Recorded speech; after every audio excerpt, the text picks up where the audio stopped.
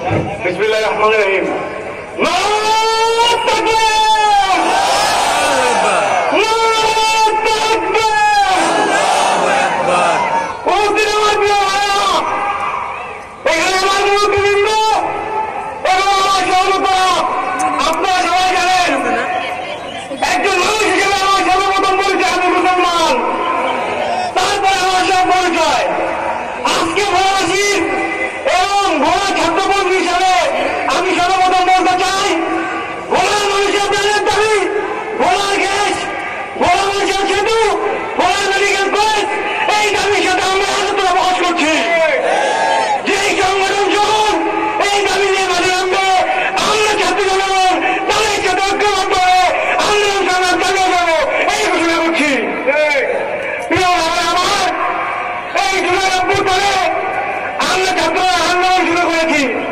সেই আন্দোলনের প্রেক্ষিতে এই বলে সাধারণ জনগণ, এই বলে আমাদের স্কুল কলেজ, আমাদের মাদ্রাসা ভাইরা আমাদের সাথে আন্দোলন ঝাঁপিয়ে পড়েছে।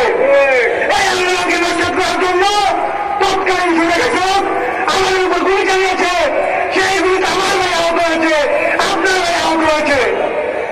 এই আহত হওয়ার পরে 5 তারিখ কারফিউ বন্ধ করে সংগ্রামী বাংলাদেশিরা মাঝে নেমে এসেছে, স্বৈরাচার পালিয়ে যেতে বাধ্য হয়েছে।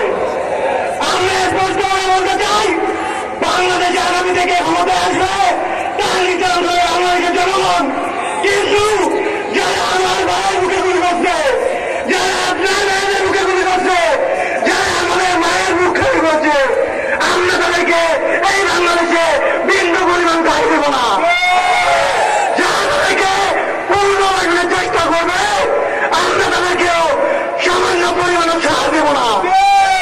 বিগত দিনে ছাত্র জনগণের পাশে আলেমুলামাদি ছিল, আগামী দিনেও দেশের স্বার্থে ছাত্র জনগণের পাশে আলেমুলামার পাশাপাশি সর্বত্র জনগণ থাকবে, এই আশাবাদ ব্যক্ত করছি। আল্লাহ হাফেজ। ধন্যবাদ। মাশাআল্লাহ। সংগ্রামী